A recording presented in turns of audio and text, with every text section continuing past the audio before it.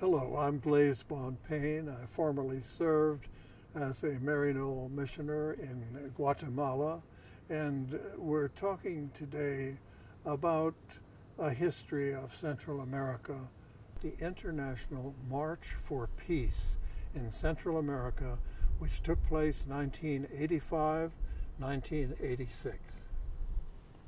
In 1985, I had a visit from a Norwegian doctor who came to my office in Santa Monica at that time and said, "We are going to have a march through Central America, and we have decided that you will lead the U.S. contingent."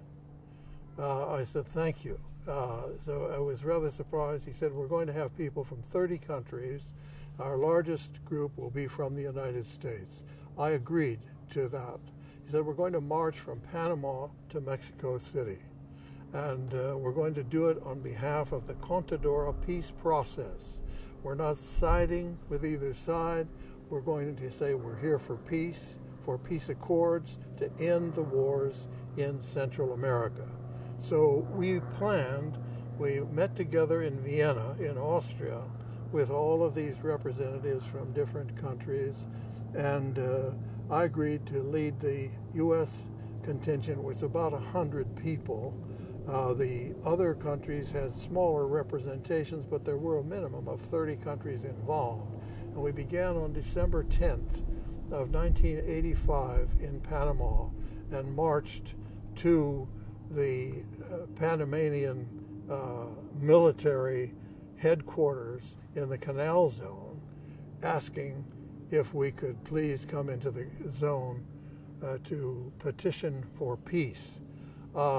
They said we could arrive there, but they would not let us come into the base itself. Of course, the U.S. military was all around there, and we decided to play a game of the posadas, that is, to ask admission as Jesus and Mary had asked admission for a place to stay for the birth of their little son. And now all of the Panamanians understood this. We went to the Panamanian authorities, lined up by the hundreds, and each one of us went up with his passport and said, "May we enter?" And he'd say no. The next one would come up and say, "May we enter?" And he'd say no, because he understood exactly what the game was, and he played it all the way through. The U.S. officers didn't even know what was going on because they didn't know the culture. So we had an amazing gathering at the U.S. base in the Canal Zone at that time. We were rejected and then went from there to Costa Rica, not without problems. We had problems from day one. The U.S. Embassy had determined that we represented Yasser Arafat, which was interesting. Nobody knew anything about Yasser Arafat. They said we represented terrorist groups. We saw signs all over Panama denouncing us. This was a big campaign against the march, and it was really disgusting because it was entirely provocation.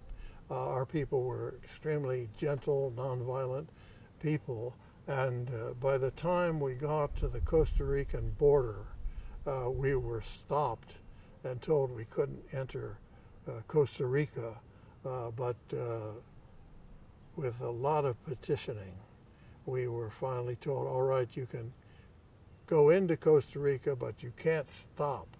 And we said, "Well, we have some people that are sick," and so on. So we finally did stop at Costa Rica at a youth hostel. And as we stopped there, we were attacked by the Costa Rica Libre Contras. These are Contras that came from Cubans from Miami and other places that were paid mercenaries. And they physically attacked us with tear gas, with stones. And some of our people were injured. We got into Costa Rica. We had injuries. The youth hostel where we stayed was being severely damaged. All of the people began calling their embassies in Costa Rica I called the U.S. Embassy about 2 in the morning as the stones were flying into the youth hostel, and a Marine answered, and I said we're under attack here, and he said, well, I'll see what I can do. Well, of course, nothing literally happened there, but in the middle of the night, the Costa Rican defense minister came and asked the Contras to back off, and they did. But then he told us, if you're not out of here by tomorrow morning at 7 o'clock, I'll turn you back over to Costa Rica Libre. It was a threat. And one of the diplomatic threats you receive is, quote, we can't protect you. And I've heard that too many times. He said, we can't protect you. Well, so the exhausted people who had just marched in from Panama decided to retire, and we realized no one was going to be up at 7. So we stayed, and he came back in the morning, and he decided to give us till noon to leave. Well, many of the marchers thought, no, we're not going to do it. And I had to be in the position of begging them to obey because of the fact that many Costa Ricans were in our reception committee. And I said, if we don't comply, it will come off badly for the Costa Ricans who will be here after we leave. So after much arguing, they agreed to get onto buses, and we went on to Nicaragua. Waiting for us, we were left off in a very serious situation. We were left off in a war zone of no man's land between Costa Rica and Nicaragua, which was held by the Contras.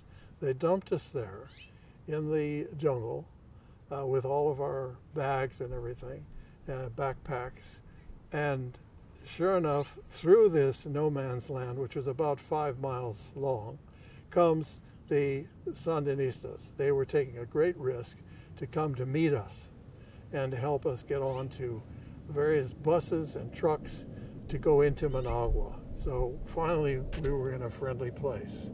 Ernesto Cardinal was there. He welcomed us as well, but they took the risk of going into the Contra territory because they knew where we were, and they knew that we might be in big trouble if they didn't come in with their vehicles. There was a disputed border area of about 5 miles. Maybe it'd be better to say 5 kilometers, shorter. And that area was really a war zone where the Contras were fighting the Sandinistas.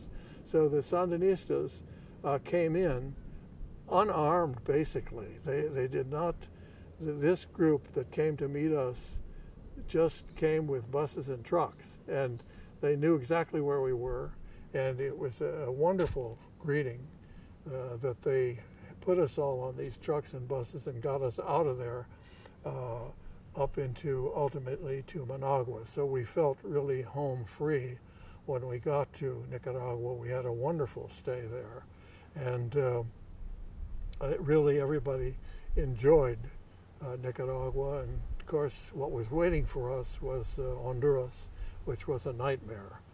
We arrived at the border there in El Espino, and we were met by Honduran Cobra troops. They're elite troops with gas masks on, with bayonets, M16s, and they told us we couldn't come in. And so we were on the highway there for 7 days trying to get into Honduras. Finally, one of the military leaders in Honduras motioned to me to come in. I came across the line, and he interrogated me. He said, I want to see your passport. I said, okay, here it is. He said, he looked through it, and he said, you've been to Nicaragua too many times. He said, what did you see there? He said, Nicaragua can no longer exist. He said, you're a priest. I said, yes, I am. He said, priests should be in their churches. You know, what are you doing here? I said, well, we'd like to come through Honduras on our way to El Salvador and Guatemala, and to be a movement here for peace. He said, we don't need a movement for peace. We're peaceful people. We want you out of here. And fortunately, I wasn't held. He finally just told me to go back over to the Nicaraguan side, which I did. So I went back to the Nicaraguan side, and we decided the only thing we could do was to fly some people into Tegucigalpa. So some of the marchers went back to Managua, arranged to get on a plane and fly into Tegucigalpa. So they had a gathering in Tegucigalpa, Honduras, of the march, and the people were very receptive in Honduras. And then other groups knew we had a similar problem in El Salvador. So we broke up the march, one group flying into Honduras, another group flying into El Salvador. In both cases, the groups were beautifully received by the people, and the people marched with them in Honduras and in El Salvador. And in each case, we said to the people, look, are we going to endanger you by having you in this march with the International March for Peace? And in both cases, they said, look, we're going to march with you or without you. So don't pull that one on us. We're marching. And that happened in both countries. In Guatemala, we had a similar problem, and we had to do the same thing. Guatemala was having elections at the time, and they wouldn't allow us in. But by air, we could do it as tourists. Everybody signed up as tourists and flew in to Guatemala. Again, it wasn't all of the march in either case. We had some of the marchers in Honduras, some of the marchers in El Salvador, and some of the marchers in Guatemala. Then, two of us, and I was the diplomatic representative for the march, two of us flew up to Mexico to get permission from the Mexicans to march through their country. And we knew that as long as we didn't attack Mexico, they would be fine. And Mexico was one of the signers of the Contadora Agreement. So Mexico did let us in. We went down to the Guatemalan border, and everybody reassembled at the Guatemalan border with Mexico. And all 300, 400 of us, it was hard to get a count at that time. Some had left, some had stayed. We continued on to San Cristobal de las Casas and were met by Bishop Samuel Ruiz, who called everybody into his cathedral, and he invited the Buddhists and the Protestants and the Jews and everybody to come to communion. And then he gave a sermon saying, you know, it's sad that there's so much oppression in the Americas. And he said, and what breaks my heart is the oppressors call themselves Christians. And he started to cry. That was the great Bishop Ruiz.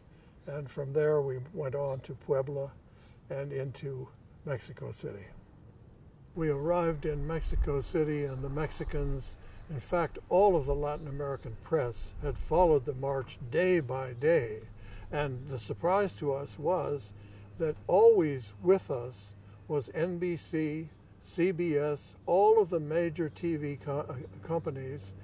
I don't know that 1 second of the march was covered by the U.S. press. They filmed it. Maybe they turned it over to intelligence agencies. None of it aired in the United States. It was airing all through Central and South America. So the Mexicans knew we were coming. 50,000 Mexicans came out to march the final distance with us through Mexico City, including the great Archbishop Mendez Arceo, who was called the International Bishop after he left Cuernavaca and retired. And it was an incredibly beautiful gathering in Mexico City. And from there, that evening, it must have been 1 or 2 o'clock in the morning, we actually were able to sleep inside in the sports stadium. And to my surprise, some of the marchers were playing soccer, football at that time in the evening. I was not one of them. I was exhausted. We went from there to by air. Not everybody, most of the Europeans went home from there, but the Americans, a delegation of the Americans on the march went directly to Washington, D.C. to lobby for peace, to demonstrate for peace, and to visit our congresspeople, and also to visit the Vietnam Memorial. And that was the final conclusion of the march. It was late January of 1985. And in the wake of that, the Contra War was uncovered. I can't say only because of the march, but the march at least called attention to the Contra War. It called attention to the Iran-Contra scandal. It made it clear that we were selling arms to the Ayatollah Khomeini in order to raise money to support the Contras and all of the work of Colonel North. All of that came to a head. So we won't take credit for it, but we'll say we may have been a contributing factor. It would be wrong for us to say that we were the only group responsible. It was one of many groups attempting to call attention to that.